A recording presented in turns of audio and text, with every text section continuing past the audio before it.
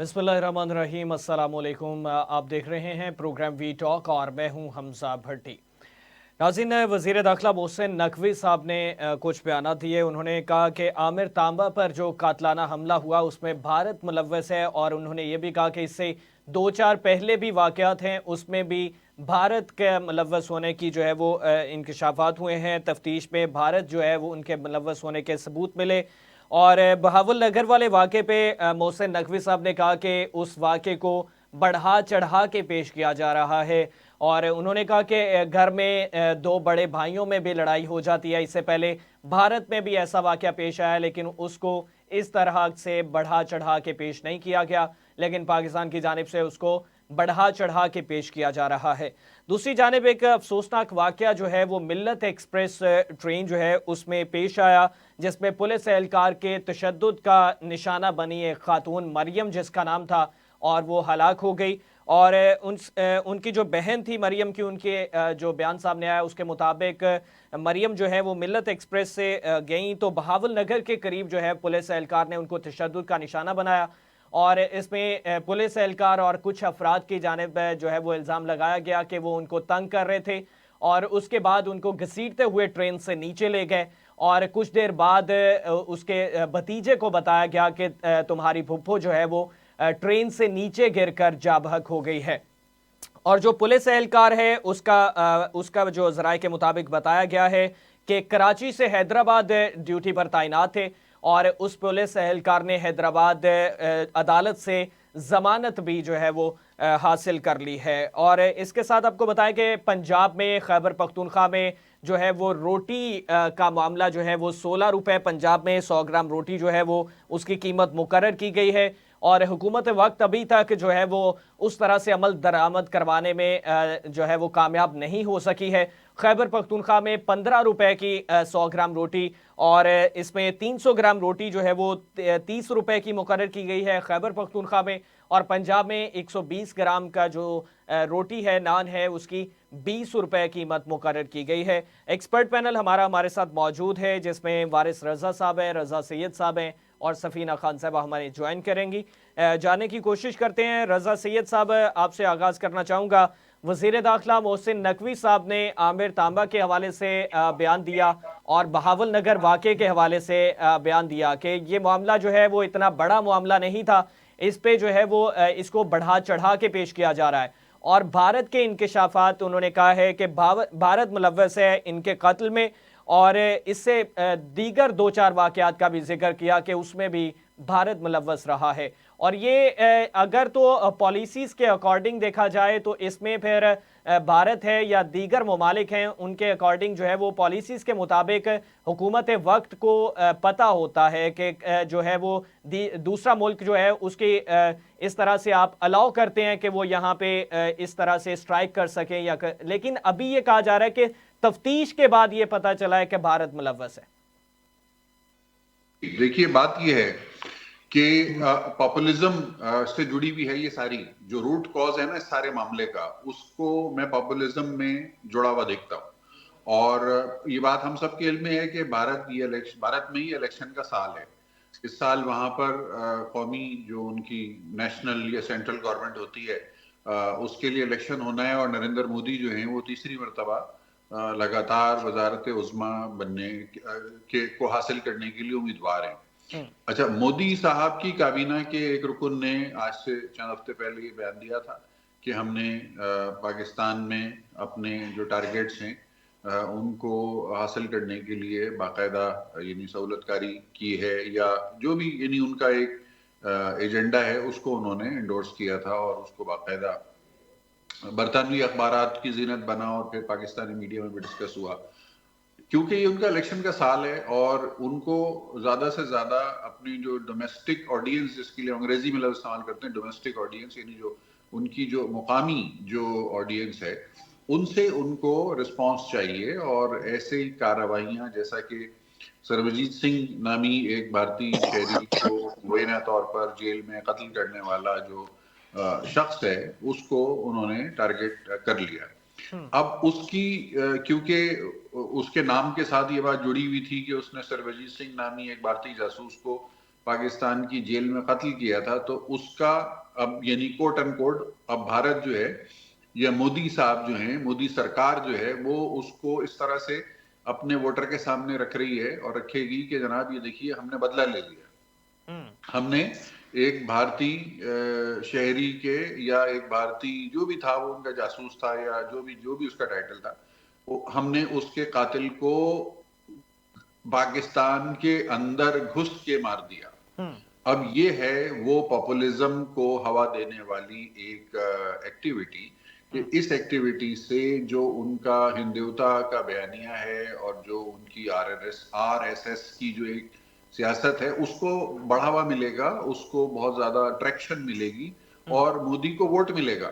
تو مودی جو ہے وہ اپنے الیکشن کے ووٹ لینے کے لیے مودی صاحب نے یہ طریقہ کار اختیار کر لیا۔ اچھا ہوتا یہ ہے کہ دنیا میں جہاں بھی پاپولزم ہوتی ہے یا جہاں بھی پاپولزم کی ویو چل رہی ہوتی ہے نا، وہاں پر اس قسم کی حرکتیں ہوتی ہیں۔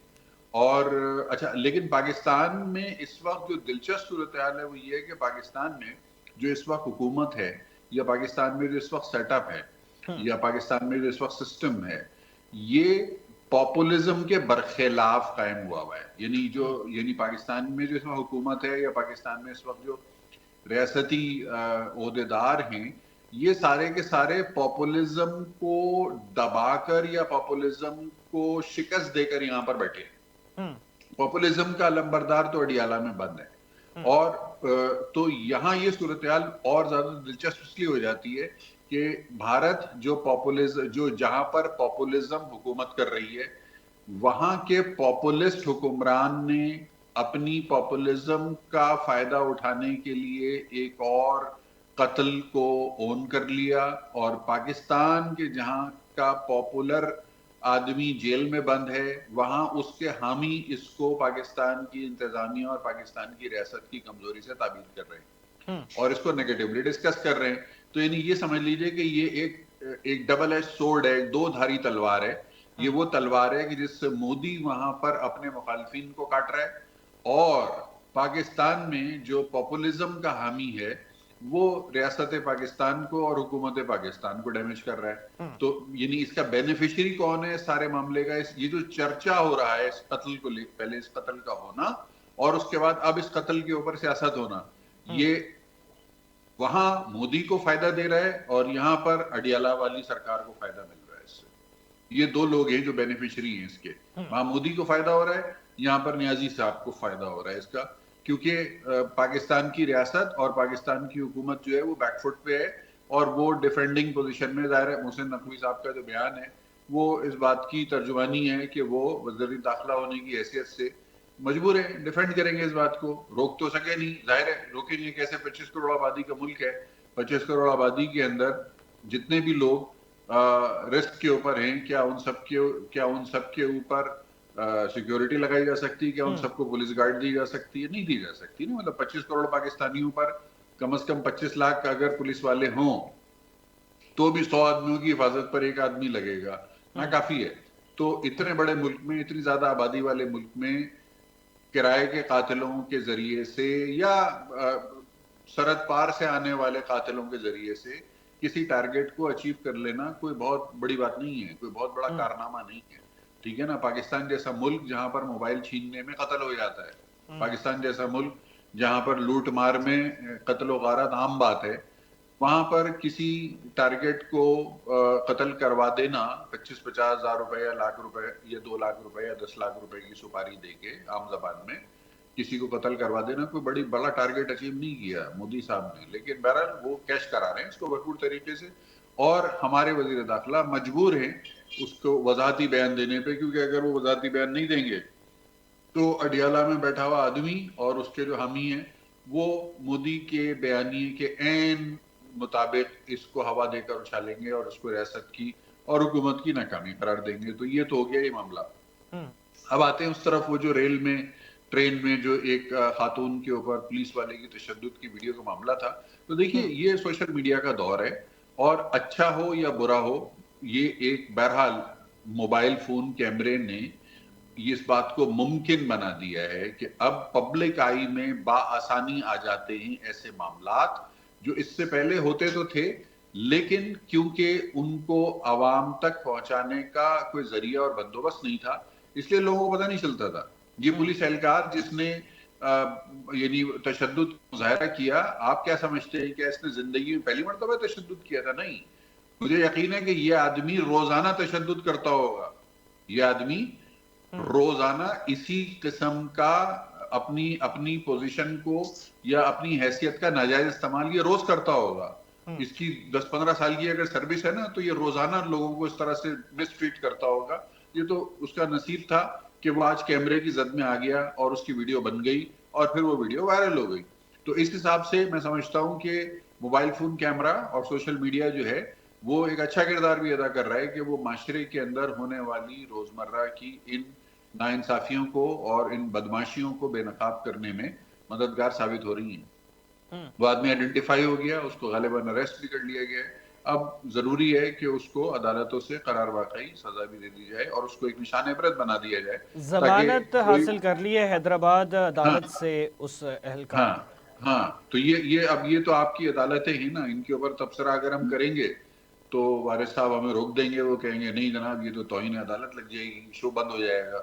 تو اس پہ تو پھر تبصرہ میں تو نہیں کر سکتا، وارث صاحب منع کر دیں گے مجھے فوری طور پہ. تو یہ تو آپ کی عدالتوں کا معیار ہے. میں تو اس معیار کو دونوں ہاتھوں سے سلام کر سکتا ہوں کہ ضمانت دے دی انہوں نے.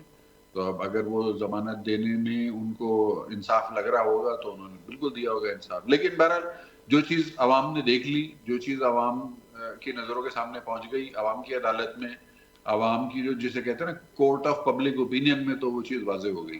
اب عدالتیں دیتی رہیں اس کو ریلیف جو چاہے دیتے رہیں، لیکن عوام کی نظر میں تو وہ ایک ظالم آدمی ہے اور وہ ظالم ہی رہے گا ریگارڈ لیس کہ اس کو عدالتی نظام آپ کا جو ہے وہ کس طرح سے ٹریٹ کرتا ہے یا کس طرح سے سہولت کاری اس کی کرتا ہے. Allow me to use this word.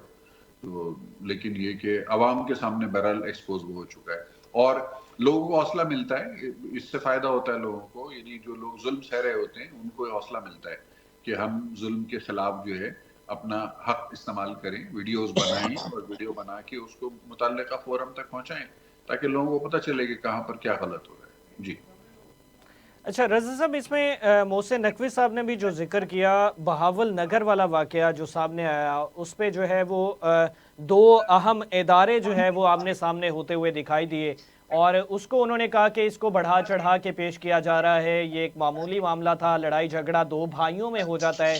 یہ بھائی تھے دو، ایک بڑا بھائی ایک چھوٹا بھائی، تو یہ بھائیوں کی لڑائی تھی. دیکھیں بات یہ ہے، یہ بہاول نگر کا جو واقعہ تھا نا یہ قابل مذمت ہے، افسوسناک ہے، شرمناک ہے. ٹھیک ہے نا، شرمناک کم سے کم لفظ ہے جو اس کے لیے استعمال کیا جا سکتا ہے. یہ بھی مس یوز آف اتھارٹی ہے اور مس یوز آف اتھارٹی دونوں طرف سے ہوا. مس یوز آف اتھارٹی پہل ظاہر ہے جو ترتیب بتائی گئی یا جو آزاد ذرائع سے یا آفیشل ذرائع سے بھی جو سیکوینس آف ایونٹ ہے وہ یہی ہے کہ پولیس والوں نے جو ہے وہ ایک کارروائی کرتے ہوئے انہوں نے تجاوز کیا اپنی مینڈیٹ سے اور یعنی ماورائے آئین یا ماورائے قانون انہوں نے وارنٹ کے بغیر گھر میں گھس کے اور پھر وہاں خواتین کے ساتھ مار پیٹ اور یہ ساری چیزیں ہوئیں. ظاہر ہے وہ فیملی جو تھی وہ اس میں فوجی تھے نوجوان اور وہ بات پھر انہوں نے اپنے بڑوں تک پہنچائی، وہ زیادتی کے شکار ہوئے اور پھر رد عمل کے طور پہ پولیس والوں کے ساتھ وہاں پہ جو سلوک ہوا اس کی ویڈیوز خود انہوں نے ہی وائرل کی کہ جنہوں نے بنائی تھی. تو یہ ایک شرمناک وہ مثال ہے اور یہ ناقابل فخر مثال ہے. پاکستان جیسے ملک میں جو کہ بہت پسماندہ ملک ہے، وہاں پر دو سرکاری محکموں کا اس طرح سے تجاوز کرنا اپنی حدود سے اور اپنے ہاتھ میں لینا قانون کو. دیکھیے نہ پولیس کے پاس یہ اختیار ہے کہ وہ کسی کو سزا دے اور نہ ہی فوج کے پاس یہ اختیار ہے کہ وہ کسی کو سزا دے. پولیس کی بھی ایک مینڈیٹ ہے کہ وہ اگر کوئی گناہ گار ہے تو اس کو پکڑ کے عدالت تک پہنچائے اور اسی طرح فوج کا کام سرحدوں کی حفاظت کرنا ہے. اگر فوج کو پولیسنگ کا اختیار تو ہوتا ہی نہیں ہے ان دا فرسٹ پلیس، لیکن اگر غیر معمولی حالات میں کہیں 245 کے تحت کہیں دیا بھی جاتا ہے تو وہ اختیار جو ہے وہ بھی اتنا ہی ہوتا ہے کہ جتنا پولیس والوں کا ہوتا ہے کہ جی آپ پکڑیں کلپریٹ کو اور پکڑ کے متعلقہ عدالت میں پیش کر دیں، ختم بات. اس کے بعد پروسیکیوشن جانے اور عدالت جانے اور ان کا کام جانے. تو تجاوز دونوں نے کیا، پولیس نے بھی تجاوز کیا، فوج نے بھی تجاوز کیا. نہیں کرنا چاہیے تھا. اب محسن نقوی صاحب جو ہیں ظاہر ہے ان کا کام تو فائر فائٹنگ ہے نا, تو فائر فائٹنگ یہی ہے کہ سوشل میڈیا کے اوپر ہائپ بن گئی. اڈیالہ والی جو پارٹی ہے ان کو موقع مل گیا فوج کو برا بھلا کہنے کا. ظاہر ہے وہ تو پاکستان ریاست پاکستان کی ہر جو ایکسپلائٹیبل بات ہے اس کو وہ ایکسپلائٹ کرنے کے مشن پہ ہیں وہ لوگ. تو محسن نقوی صاحب حکومت کا حصہ ہیں, ان کی ذمہ داری ہے کہ وہ فائر فائٹنگ کریں, تو وہ فائر فائٹنگ کر رہے ہیں. اب اچھی کر رہے ہیں یا بری کر رہے ہیں اس کے اوپر میں تبصرہ نہیں کر رہا, لیکن فائر فائٹنگ کرنا ان کی ذمہ داری ہے, تو اس لیے وہ فائر فائٹنگ کر رہے ہیں. وارث رضا صاحب, وارث صاحب کس طرح سے دیکھتے ہیں محسن نقوی صاحب کا بیان جو ہے بھارت کی انوالومنٹ کے حوالے سے اور بہاول نگر واقعے کے حوالے سے, اس پہ کیا کہنا چاہیں گے, کیا نقطہ نظر ہوگا آپ کا؟ دیکھیے حمزہ, اس سے قبل بھی شاید ہم عید سے غالباً ایک ہفتہ قبل ہم اس موضوع پر شاید بات کر چکے ہیں, بھارت کے حوالے سے, گارجین کے مضمون کے حوالے سے. تو اس میں بھی میں نے شاید اس وقت بھی آپ سے یہ کہا تھا کہ گارجین کا یہ مضمون جو ہے وہ کہیں نہ کہیں اس خطے میں مودی کی کہیں نہ کہیں جو ہے نا مدد کر رہا ہے, یا کہیں نہ کہیں ایسا نظر آ رہا ہے عالمی پس منظر میں یا عالمی تناظر میں کہ وہ مودی کو کوئی نہ کوئی ایک اہم ذمہ داری دینا چاہتے ہیں, یا تیسری مرتبہ جو کہ وہاں کے تجزیے آ رہے ہیں, الیکشن کے تجزیے, ان کے مطابق مودی جو ہے نا بہت یعنی کمفرٹیبل پوزیشن میں نہیں ہے. یعنی جیتنے کے امکانات کا ریشو جو ہے وہ بہت کم ہے. میں یہ نہیں کہہ رہا کہ وہ جیت نہیں سکتے, لیکن بہت کم دکھا رہے ہیں جو ان کے پولز ہیں. تو اس حوالے سے جو ہے نا مودی نے اور ان کی آر ایس ایس اور پاپولسٹ جو ان کا نقطہ نظر ہے ہندوتوا کے حوالے سے, یا متعصبانہ عمل جو ہندو متعصبانہ عمل کے حوالے سے, تو اس کو وہ کیش کرا رہے ہیں. تو وہ کیش کرانے میں ظاہر ہے کہ اس قسم کے آپ دیکھیں نا, جو بات یا جو کام آپ فرض کیا کہ 2 سال 3 سال پہلے کر چکے ہیں, اس کو اس موقع پر لے کے آنا اور گارجین کا رپورٹ کرنا, تو اس کے معنی سمجھ میں آتے ہیں کہ ہمارے ہاں ایسے ٹرینڈ دنیا میں ہیں جو پاپولسٹ موومنٹ کو فروغ دیتے ہیں اور اپنے مقاصد کے لیے وہ ان کو استعمال بھی کرتے ہیں, اور ان کے مقاصد کے لیے وہ استعمال ہوتے بھی ہیں.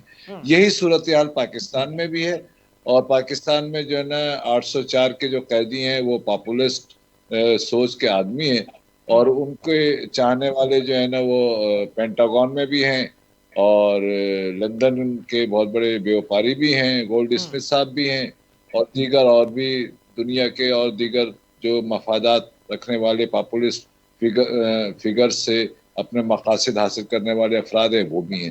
تو لہٰذا یہ بالکل بات ٹھیک ہے رضا صاحب کی کہ پاپولسٹ موومنٹ کے جو افراد ہیں مودی اور یعنی عمران خان, وہ اس معاملے میں ایک پیج پر ہیں. لیکن بات یہ ہے کہ یہ پاپولسٹ موومنٹ جو ہے نا وہ ملک میں کیا عوام کو ڈیلیور کر سکتی ہے یا کر پاتی ہے یا کرنے کی قائل ہے, ایسا نہیں. اس میں موجودہ حکمران, موجودہ عہدیداران جو ہیں پاکستان کے, وہ بھی اس بات کو تسلیم کر رہے ہیں, پھر وہ سپورٹ کر رہے ہیں مودی سرکار کو. نہیں, مجھے وہ وضاحت کر رہے ہیں.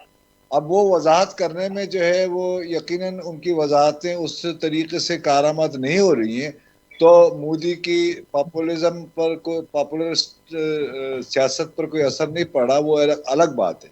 لیکن آپ کی بات ٹھیک ہے, اور میں سمجھتا ہوں کہ ٹیکنیکلی آپ بہت درست آپ نے بات کی کہ کم سے کم اس کو ڈسکس کرنا چاہیے اس موضوع کو, اس لیے کہ وہ موضوع ڈسکس کرنے کے بعد آپ اصل میں ایک طریقے سے انجانے پن میں جو ہے نا اس کو سپورٹ بھی کر رہے ہوتے ہیں. یہ بات ٹھیک ہے آپ کی, بہت عمدہ بات آپ نے کہی, اور بڑا اچھا نقطہ نکالا کہ کبھی کبھی ہم ایسا کرتے ہیں کہ کسی کی مخالفت کرتے کرتے ہوتا ہی ہے کہ اس مخالفت میں اس کے حمایتی کے طور پر جا کے کھڑے ہو جاتے ہیں. تو میرے خیال میں اس معاملے پر جو ہے نا ہماری وزارت داخلہ کو، خاص طور سے محسن نقوی صاحب کو اور دیگر جو بھی عملدار ہیں اس کے یا جو بھی ذمہ دار ہیں ان کو ذرا احتیاط برتنی چاہیے. تو میں یہ سمجھتا ہوں کہ یہ محسن نقوی صاحب کا جو یہ اسٹیٹمنٹ ہے وہ احتیاط کا متقاضی بھی تھا. دوسری جانب وہ جو آپ بھاول نگر کی بات کر رہے ہیں تو بھاول نگر میں دیکھیے میری بات سنیے، میں نے ابھی ایک مضمون لکھا ہے اور آپ کے طرف بھیجا بھی تھا اور رضا صاحب کی طرف بھی میں نے بھیجا ہے. میں نے اس مضمون میں ایک نشاندہی کی کہ دیکھیے عید کے 3 روز ہیں. حمزہ یہ بات غور سے سنیے کہ عید کے 3 روز ہیں اور 3 واقعات ہیں. یعنی ایک واقعے میں 17 افراد مرے ہیں، ایک واقعے میں گمشدہ افراد کے لواحقین نے عید بھی نہیں منائی ہے، یعنی عید کے روز بلوچستان اور سندھ میں مظاہرے پر تھے، یعنی عید نہیں منائی انہوں نے. ایک وہ واقعہ ہے.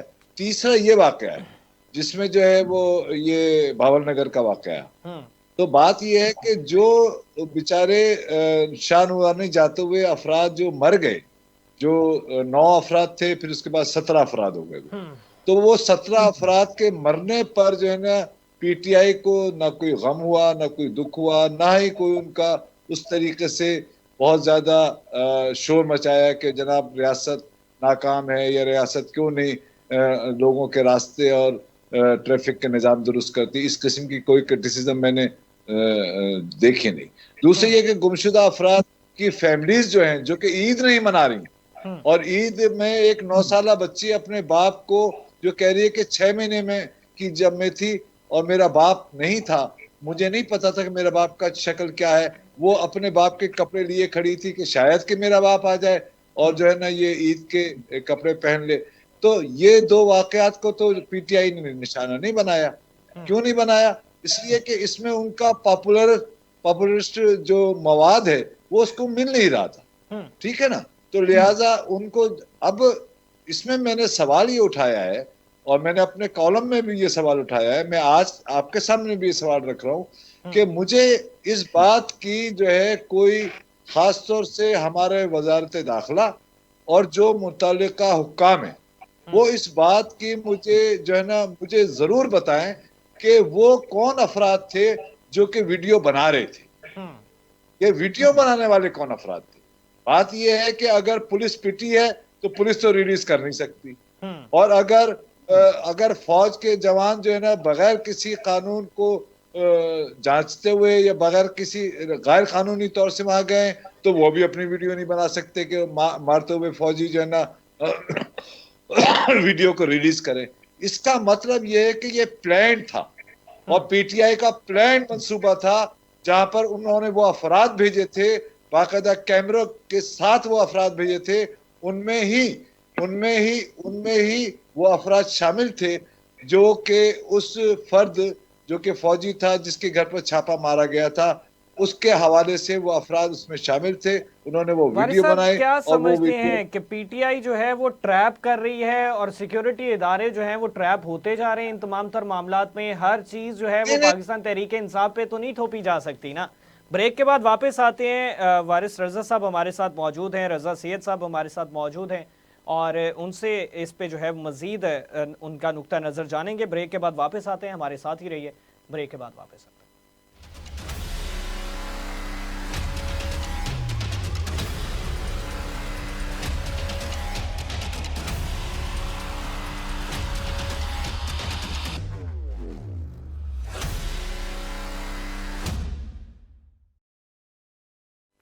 ویلکم بیک ناظرین. بریک سے پہلے بات کر رہے تھے بہاول نگر والے واقعے پہ. وارث رضا صاحب گفتگو کر رہے تھے. وارث صاحب کنٹینیو کریے گا. آپ جو نقطہ نظر پیش کر رہے تھے بہاول نگر والے ایشو پہ، پاکستان تحریک انصاف کی بات کر رہے تھے آپ. وارث صاحب اس میں بات یہ ہے کہ پاکستان تحریک انصاف اگر ٹریپ کر رہی ہے سیکیورٹی اداروں کو، اہم ادارے ہیں اور ادارے جو ہیں وہ ٹریپ ہوتے جا رہے ہیں ہر جگہ پہ، جو ہے وہ پاکستان تحریک انصاف کو کیسے نشانہ بنایا جا سکتا ہے؟ دیکھیے حمزہ اس کو سمجھنے کی کوشش کیجیے. بات یہ ہے کہ جو پاپولرزم کا جو بیانیہ ہوتا ہے اس کے جو حمایت کرنے والے ہیں وہ اداروں میں بھی ہوتے ہیں، ان کے حمایت کرنے والے عوام میں بھی ہوتے ہیں، اور ان کے حمایت کرنے والے دیگر طبقات से ताल्लुक भी रखते, हम्म, ठीक है ना।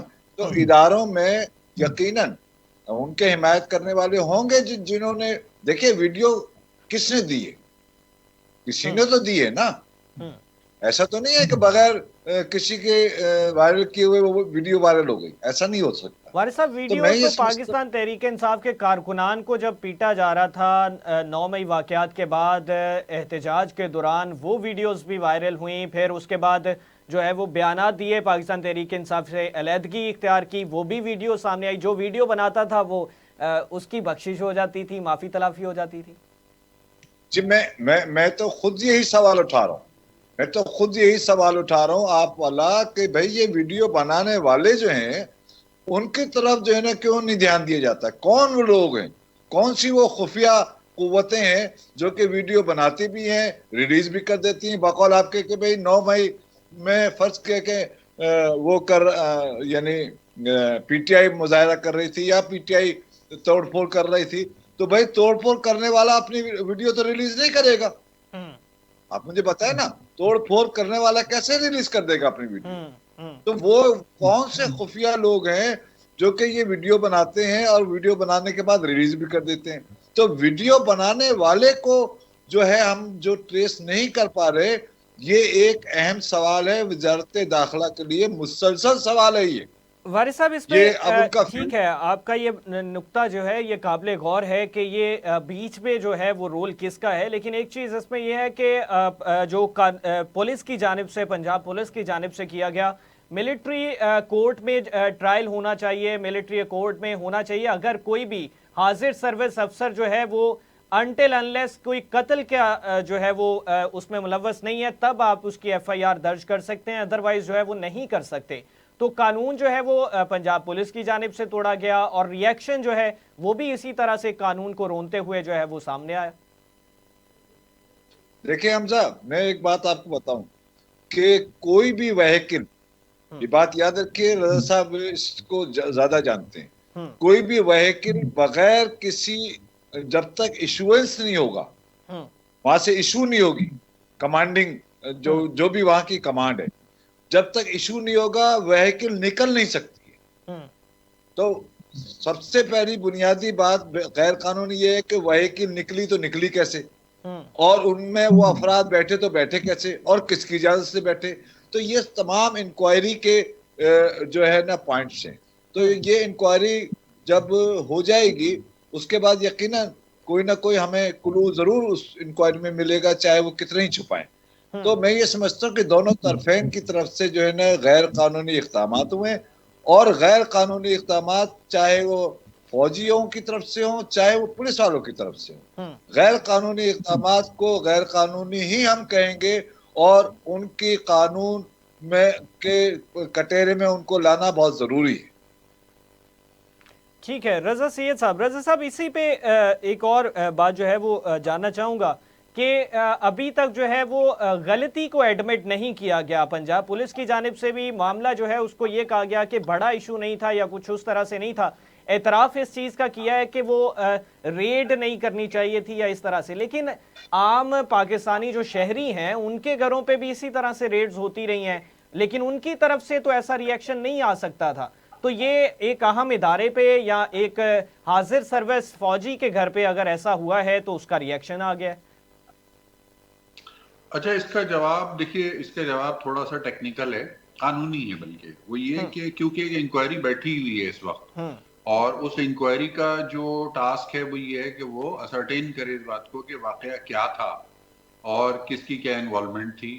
फिर जिसके बाद वो मरहला आता है कि जब रिस्पॉन्सिबिलिटी फिक्स होती है, तो ऐसे में जब इंक्वायरी चलना शुरू हो जाए तो फिर जितने भी फरीकैन इसके अंदर हैं, यानी जिसके ऊपर इंक्वायरी हो रही है, उन सबको इंक्वायरी के नताइज सामने आने तक किसी किस्म का कोई प्रीमेच्योर बयान नहीं देना होता। प्रीमेच्योर बयान से मुराद एतराफी बयान, यानी अगर कोई भी, मिसाल के तौर पर फर्ज कर लें, आपके सवाल के जवाब में मैं बात कह रहा हूं कि अगर पुलिस वाले सामने आ जाएं और वो आके ये बयान दे दें कि हाँ जी हमने प्रोसीजर की वायलेशन की थी छापा मारते हुए, तो फिर उस इंक्वायरी का जो पर्पस और ऑब्जेक्टिव है ना वो फौत हो जाएगा। تو وہ جو بھی بیان ہے پولیس والوں کا وہ انکوائری کمیشن کے روبرو ہوگا، ہو گیا ہوگا یا ہونا ہوگا. پھر انکوائری کمیشن جو ہے وہ قاعدے قانون کے مطابق کمپیٹنٹ لوگ ہیں سارے، مطلب ایسا نہیں ہے اس میں جو انکوائری کمیشن بیٹھا ہے اس کے اندر جو یعنی جو افسران ہیں وہ سینئر افسران ہیں، پولیس کے بھی اور فوج کے بھی، تو قاعدے قانون سے واقف ہیں.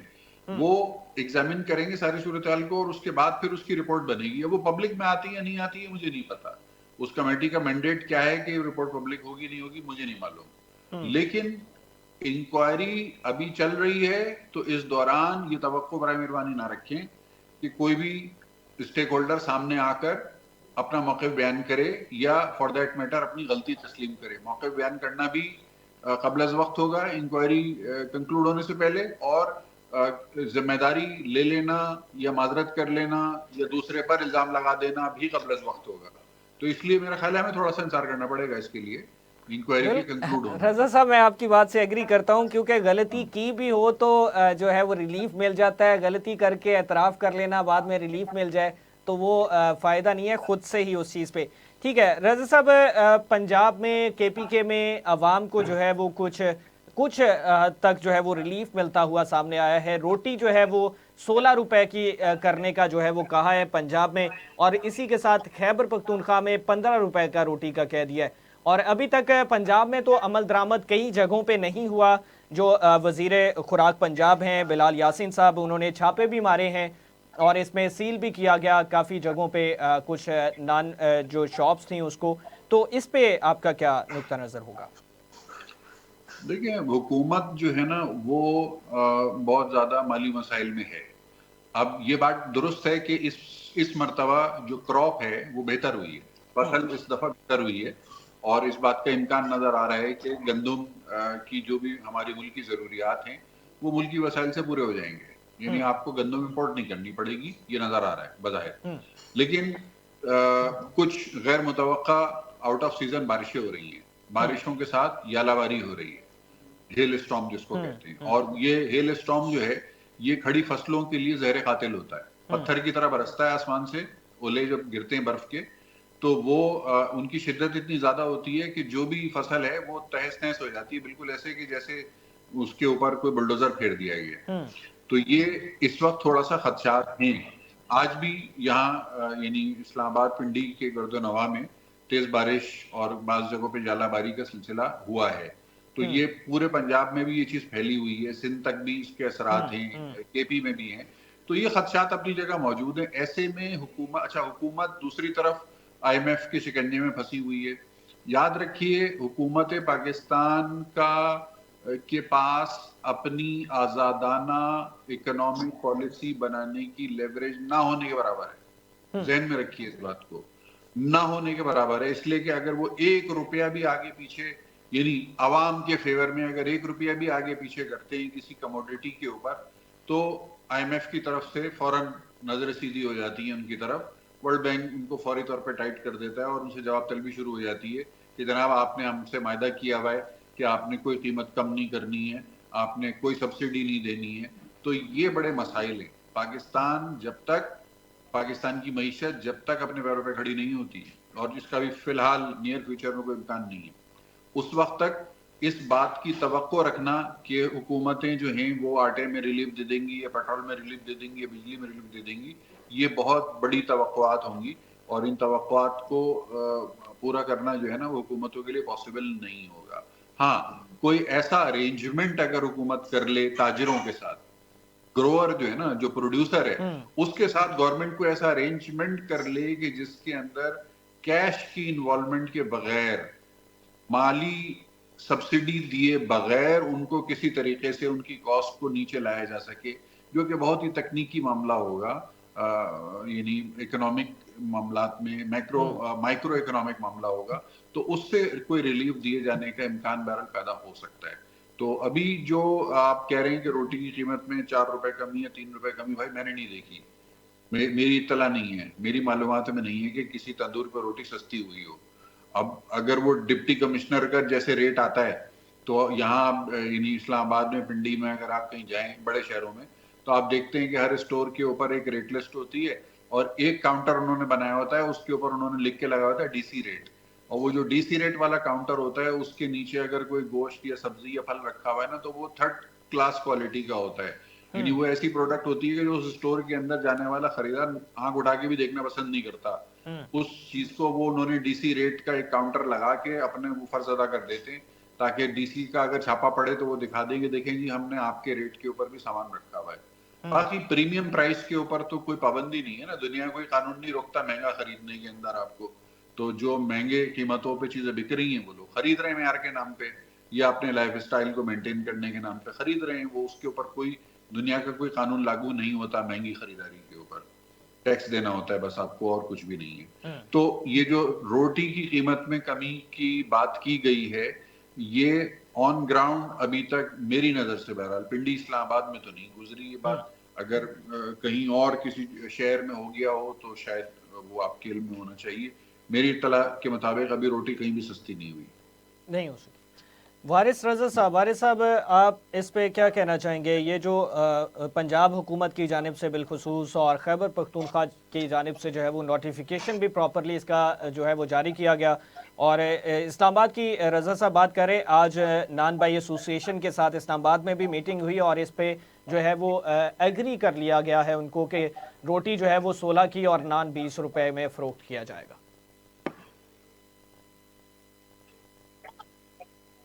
تھوڑا سا ایک دو چار منٹ میں آپ ضرور دیں مجھے.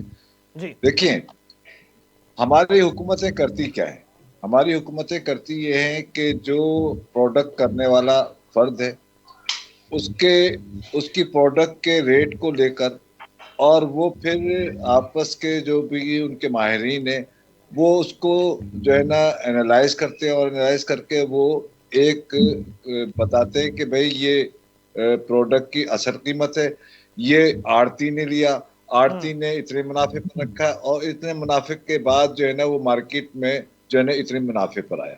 تو اس قسم کے یہ 3 بیریئر کو جب یہ کراس کرتے ہیں تو اس کے بعد یہ پتہ چلتا ہے بھئی کہ آڑتی کے بعد جو ریٹیلر کے پاس جو آیا ہے اس کے درمیان جو ہے نا جو منافع اٹھانے والا فرد ہے وہ جو ہے نا پروڈکٹ پروڈیوس کرنے والے سے زیادہ منافع کما رہا ہے, لہذا اس کے منافع کو کسی طریقے سے کرٹیل کیا جائے.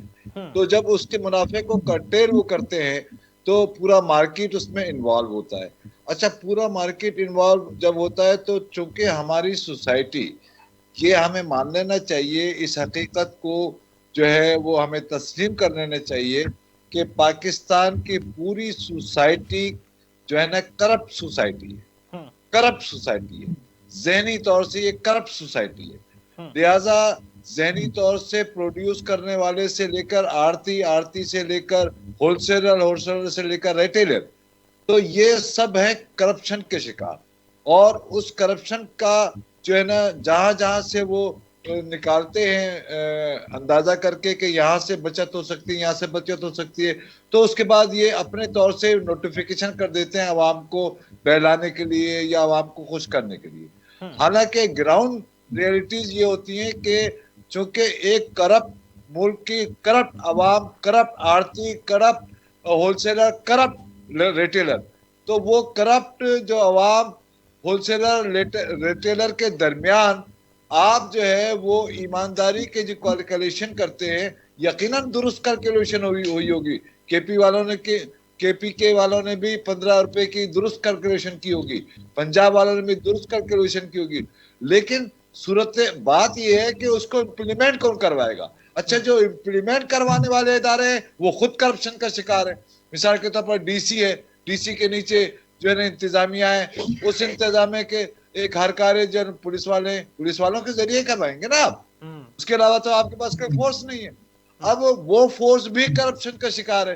تو یہ حکومتیں بنیادی طور سے جو قیمتیں مقرر کرتی ہیں وہ قیمتیں مقرر کرنے میں یقیناً ان کے تجزیے یا ان کے انالیسز یا ان کے معاشی جو ذہین لوگ بیٹھے ہوتے ہوں گے وہ درست کر رہے ہوتے ہیں, لیکن وہ سماج کی جو ذہنی سطح ہے, سماج کا جو مزاج ہے کرپشن کا, وہ سمجھنے سے قاصر رہتے ہیں. جب وہ سمجھنے سے قاصر رہتے ہیں تو نہ وہ کرپشن رکتی ہے, نہ وہ افراد رکتے ہیں, न वो इंतजामिया जो है ईमानदार होती है, तो लिहाजा उनका उनकी उनकी क्योंकि गिरफ्त नहीं होती इंतजामिया पर, लिहाजा वो ज्यादा आर्डर तो दे सकते हैं लेकिन हर जगह जा जाके जो है ना चीजों को देख नहीं सकते। तो मेरे ख्याल में हमारी हुकूमतों को जो है ना एक इंतहाई दानिशमंदाना सतह पर होकर जो है ना ये चीजें देखनी चाहिए कि हम समाजी तौर पर कहाँ हैं, हम माशी तौर पर हम कहाँ हैं, हम आड़ियतों के निज़ाम में,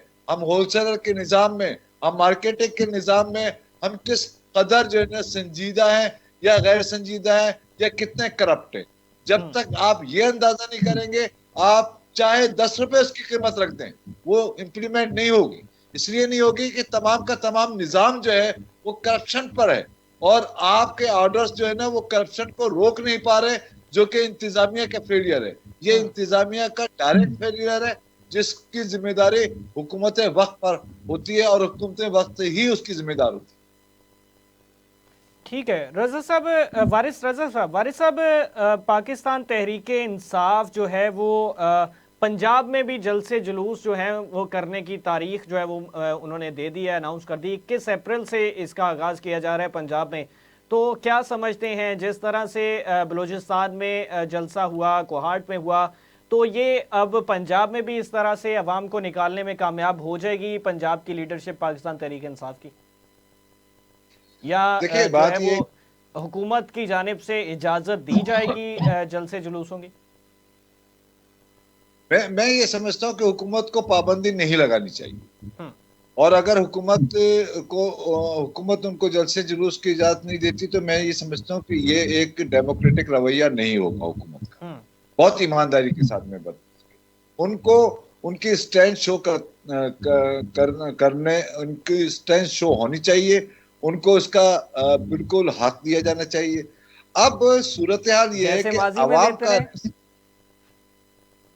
मेरा ख्याल है माजी में अगर नहीं भी देते रहे तो गलत है, मैं तो उसको भी गलत कह रहा हूँ। मैं तो ये कह रहा हूँ कि एक डेमोक्रेटिक राइट है, लेकिन उस राइट को पीटीआई वाले भी तशद्दुद पसंदाना बना देते हैं, ये भी एक हकीकत, ये भी एक वो प्रोपोगेट करते हैं उस चीज को, ठीक है ना।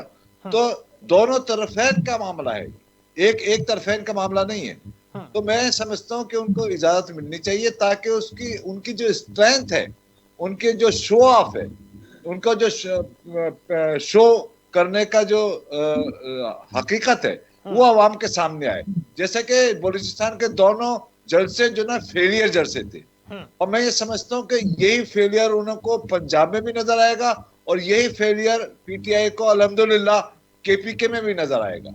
तो मैं समझता हूँ कि इसमें हुकूमत को घबराना चाहिए, बढ़ के फराख दिली के साथ उनको इजाजत दी जानी चाहिए ताकि वो अपनी तहरीक को चलाएं और उसके बाद उनको मेजर करना चाहिए। मेजर करने के बाद जो है ना वो अपने जो है ना इंतजामिया के जो इंतजामात हैं या जो कवानीन है उनको सख्त से सख्त बनाकर, और ये इस तरीके से कवानीन नहीं होनी चाहिए कि जैसे माजरत के साथ कि जनाब जिसको दिल चाहते हैं आप जमान दे देते हैं।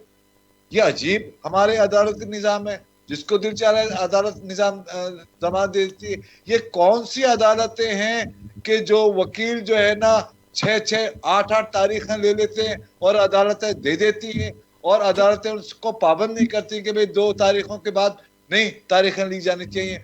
मुसलसल पीटीआई भी यही करती रही है, मुसलसल दीगर पॉलिटिकल पार्टीज भी यही करती रही है, मुसलसल हमारे इदारों के अफराद भी, जैसे कि पुलिस वाले जिसने उस लड़की को मारा या उस लड़की के पर तशद्दुद किया ट्रेन वाली पर, उसकी जनामत हो गई।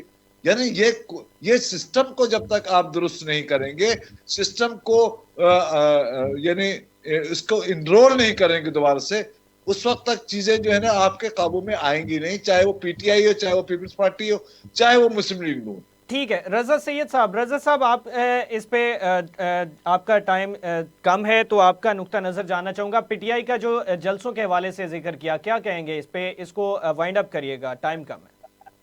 देखें, अगर सियासी जमात के तौर पे आप देखें तो बिल्कुल राइट है उनका, लेकिन पीटीआई इस वक्त पार्लिमानी सियासी जमात नहीं है पाकिस्तान में, और पीटीआई पाकिस्तान तहरीक इंसाफ इस वक्त एक आउटसाइडर है। جو کہ پارلیمان میں ایگزسٹ نہیں کر رہی ہے. تو ایسے میں ان کو کتنی اسپیس ملنی چاہیے.